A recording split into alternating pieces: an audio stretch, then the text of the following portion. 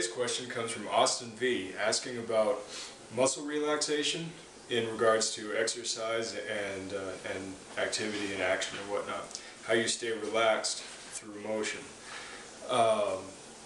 This is actually really quite simple. In the realm of Wing Chun, my current home art in the world of martial arts, we talk about relaxation a lot.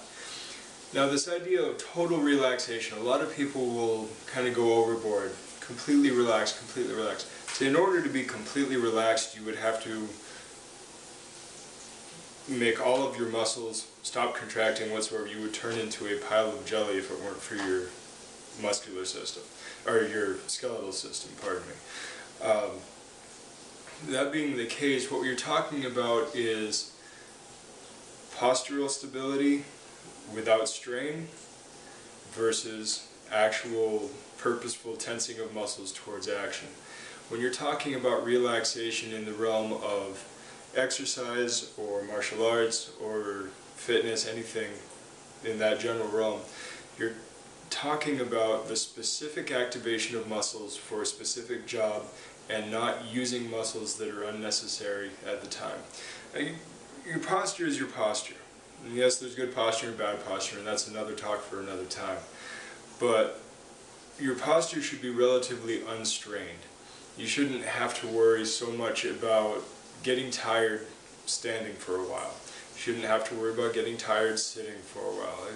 In reality, there is some strain. We've got gravity pressing on us all the time, and there is muscular contraction.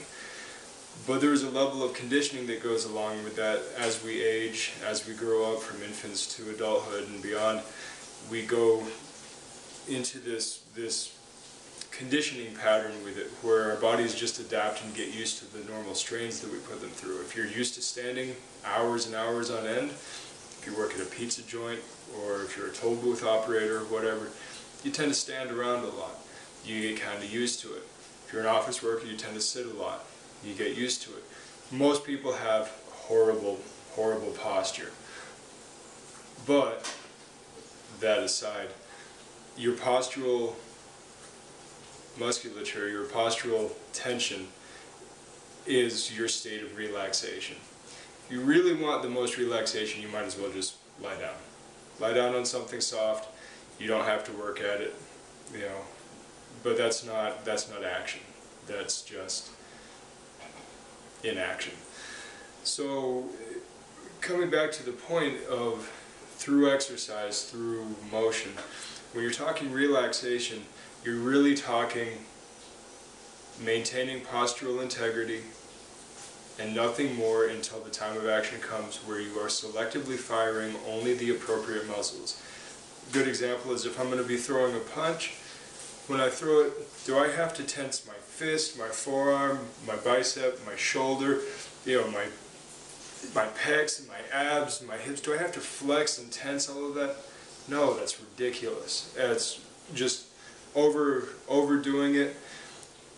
And this is really getting into a lesson on punching, and I don't want to go that route quite yet. But if I start punching and I flex, you realize that I've got every muscle has an antagonist. Every muscle moves in opposition to another muscle. Therefore, if I'm tensing the whole thing, I'm tensing all of it.